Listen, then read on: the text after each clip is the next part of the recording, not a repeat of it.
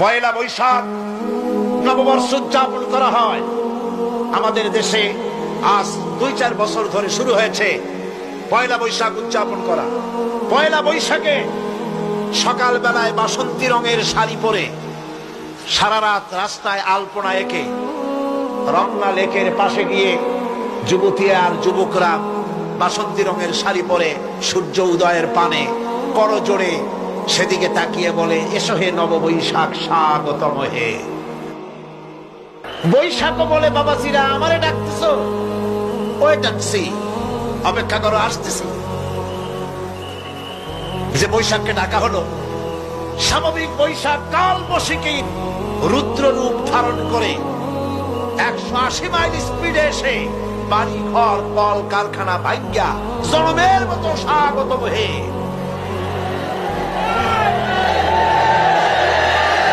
এরপর রাজনৈতিক নেতৃবৃন্দ এবং বুদ্ধিজীবী ছাত্রছাত্রী শিক্ষক এক শ্রেণীর শিক্ষক বৃন্দ মঙ্গল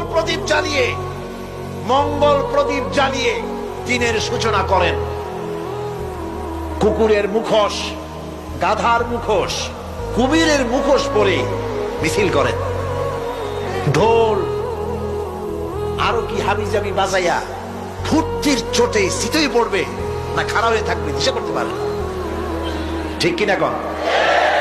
আমি জিজ্ঞেস করি, পয়লা বৈশাখের সাথে উদযাপন, নববর্ষ উদযাপনের সাথে মুখোশ পরার সম্পর্ক কি? গরু আর গাধার শুকরের মুখোশ পরে আপনি কি বুঝাতে চান যে নতুন বছরটা জাতির সাথে গাধার মতো ব্যবহার করবেন অথবা কুকুরের মতো? নাউযুবিল্লাহি মিন যালিক। মুসলমানদের জন্য জায়েজ নাই, হারাম হারাম। বৈশাখের কোনো গুরুত্ব নাই।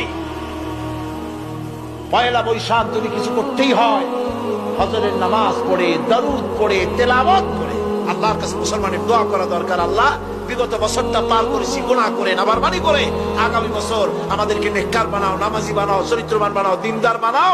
বছরটা দেশের জন্য, জাতির জন্য কল্যাণকর করে দাও। ভালো হইতো না? ভালো হইতো না? ভালো হতো। কিন্তু কপাল খারাপ, সংস্কৃতির নামে আসছে বেহায়াপনা।